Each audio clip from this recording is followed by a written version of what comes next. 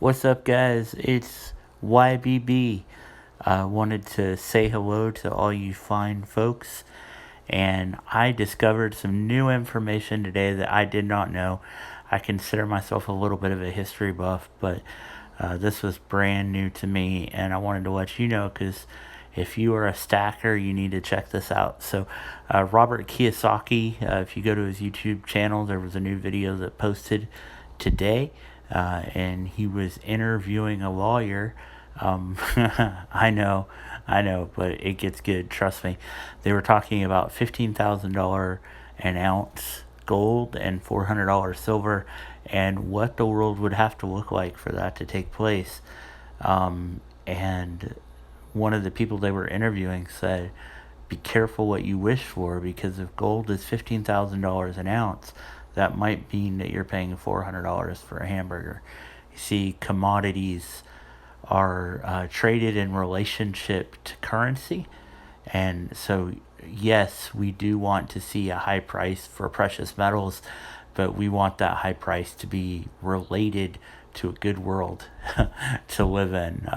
Hopefully, nobody's shooting at you and there's not complete market and economic collapse. But one of the things that I wanted to mention in relationship to this, of course, gold and silver is real money. Everything else is just debt. That's J.P. Morgan, 1912.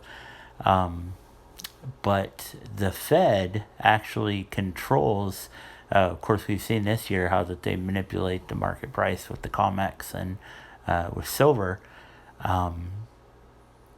But the Fed actually controls the market for gold. And 1934 is part of the Gold Confiscation Act, and I was unaware of this. This is brand new information that I learned today for the first time.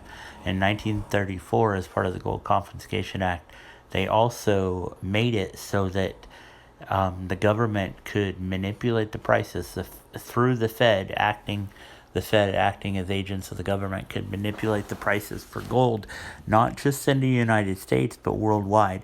And they could also do it secretly. And so there is secret manipulation.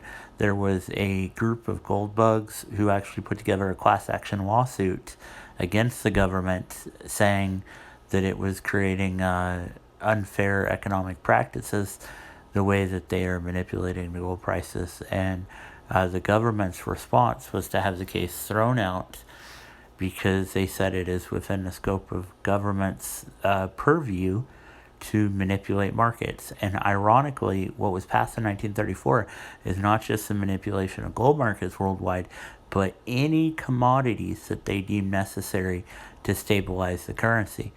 And so if if we are manipulating the price, there's opportunities for inflation and deflation, and they use both of those as tools to control the wealth. So even in a situation where we had an economic reset, you can imagine that they're going to use all the tools at their disposal because they want to control the wealth. So literally, the most patriotic thing that you can do is to buy physical gold and silver, because if it's physically in your possession, it's not manipulated. Like the COMEX, it's not manipulated like GLD and silver, the stock. Now, the challenge is by physically owning and taking possession, if they're still manipulating the spot price, you can lose value. But I love what Robert Kiyosaki says. He said if gold goes down to $50 an ounce, I'm going to buy as much as I can. But if it goes up to $15,000 an ounce, I'm still going to buy as much as I can, because gold is not an investment. It is money.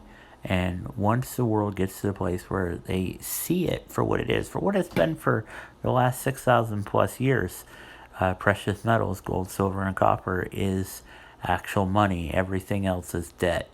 Again, to quote J.P. Morgan. And so it's good for us to have our eyes opened. It's an interesting time that we live with the increase of information, the internet, YouTube, but we need to get that information out there. And then we also need to act on it. Each person needs to take personal responsibility for their financial life.